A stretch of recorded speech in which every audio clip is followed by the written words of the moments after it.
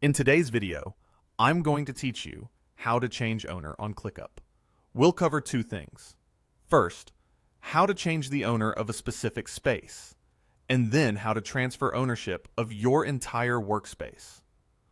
Ownership controls high-level settings and visibility, so it's important to make these changes carefully and to the right person.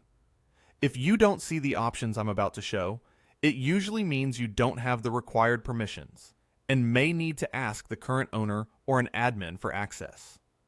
Let's start with changing the owner of a space. Open ClickUp and head to your spaces in the sidebar.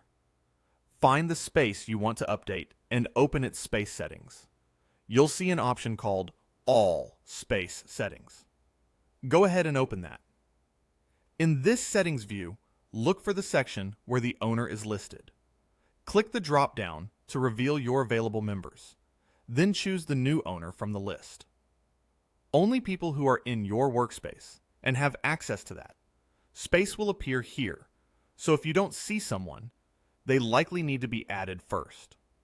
After selecting the new owner, scroll down and click Save Changes to confirm.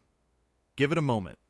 Once saved, the space's permissions and controls will reflect the new owner. If the change doesn't appear immediately, a quick refresh can help. Now let's transfer ownership of the entire workspace. From the main interface, open Settings, then select Workspaces. Choose the workspace you want to manage and wait for its settings to load fully. In the workspace settings, find the option labeled Transfer Ownership of Workspace. Click that, then choose the new owner from the member list.